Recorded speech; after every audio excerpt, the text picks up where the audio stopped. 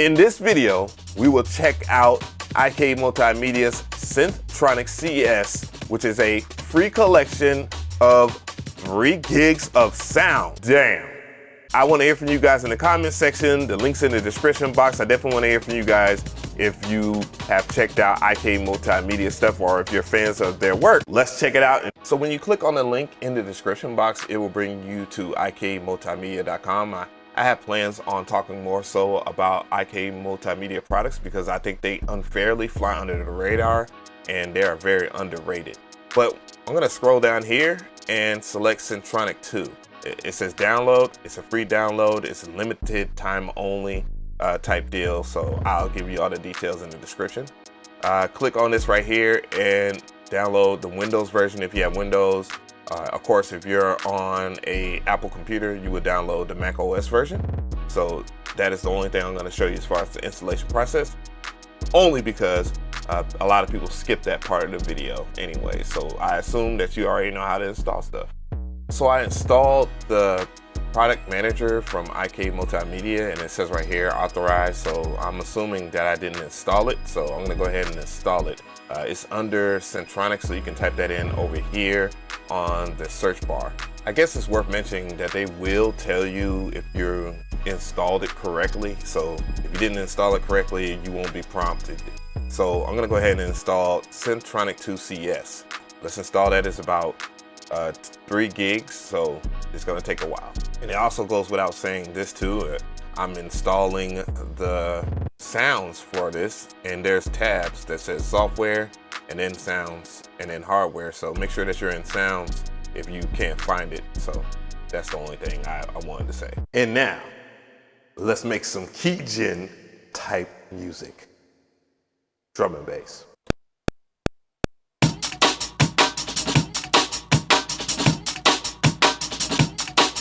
Yeah. Hold up.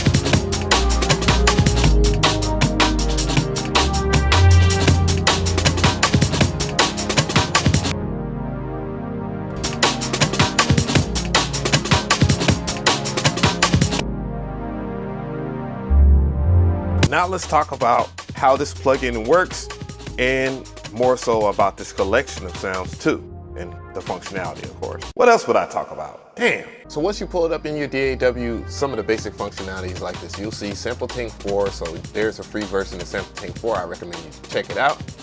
You'll go to one of these channels right over here and click on load.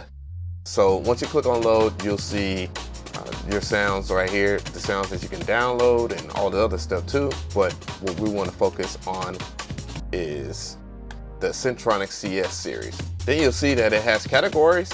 You'll also see that it has filters too. So if there's any other sounds, like if one's aggressive and so forth, you can click on one of the filters.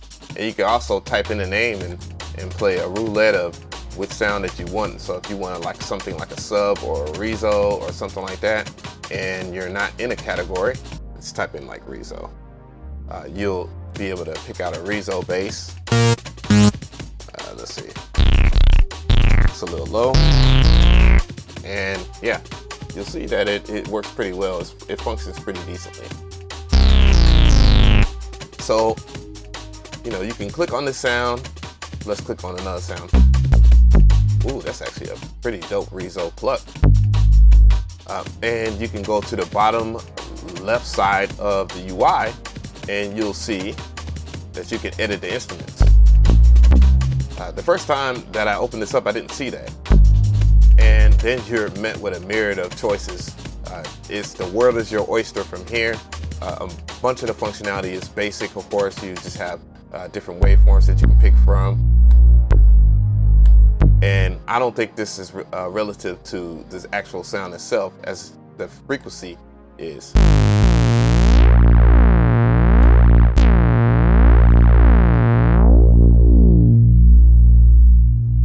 That filter sounds pretty damn good. And you can choose the slope, so you can have it be massively musical, massively aggressive. For the most part, they sound good, but I'll let you explore that. You have different modulation here. I'm not familiar with how you would route sound, so you know we'll talk more about that in another video. Well, it's pretty simple. You select a source, like an LFO, and then you select your destination. It's pretty simple. You'd be all right. Oh, you can select LFOs too. Wow. And then you'll apply an amount. Since it's a bass, then you also know that basses usually sound good when they're in mono. So this is in mono right now. But you can switch it to poly. And then you can choose the amount of voices. So the polyphony can be adjusted. So let's choose 1. And then you can adjust like glide time, glide curve. Let's exaggerate it. Let's turn it down.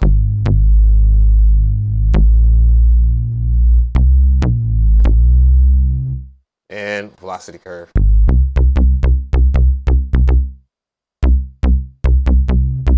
You have your typical amplitude envelope. I believe, you can select your pinch envelope and your filter and user envelopes right here. And then you also can filter, do a filter envelope. It looks like it has 2. So that's actually pretty dope. That's something that's not normal for a lot of VST synths or even sample-based synths, romplers rather. And that's what this is. Another thing that I think is pretty dope is the effects rack. You can see that you can add different effects. So let's turn it off real quick and hear the sound. Now let's turn it on. And you can choose from a myriad of different effects. So you can see here, you have distortion, dynamics, and I believe they are rearrangeable too, just by dragging and dropping, and indeed they are. So that is pretty cool. So you get to see what you can get from the IK Multimedia ecosystem for free right now for a limited time at least, but yeah, it's worth checking out. They also have another mode over here at the bottom left side of the screen where you can choose different kinds of stuff. You have these phasers, you have a arpeggiator, and a strummer. So to give a prime example of some of the functionality over here, let's go and try to pull up some arpeggios. So I'm gonna go back into, I don't know what screen. I'm still getting used to it. Okay, so you just hit this right here, which is the parts screen, and then you will select that sound again. Let's go over here and get to the ARPs. Let's see, there was one that was pretty dope. It was pretty lit.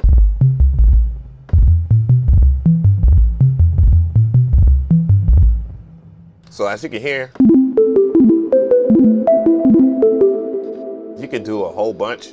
And let's go back into the effects rack here and you can see the arpeggiation.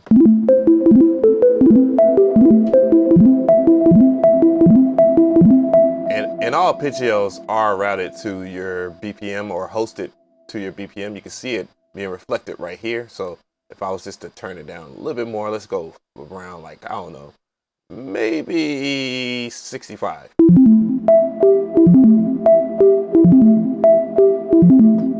Slap some gross beat on that, slap whatever plugin you want, and yeah, it's perfect. I hate that fucking meme. So tell me how you feel about the Syntronik CS collection. I thought it was pretty cool. It's been a while since I've checked out IK Multimedia stuff. but I do feel like they're very underappreciated. They float under the radar, very underrated. And that is something that I want to change on this channel, because they offer a lot of things from hardware, sounds, to software that is criminally underutilized.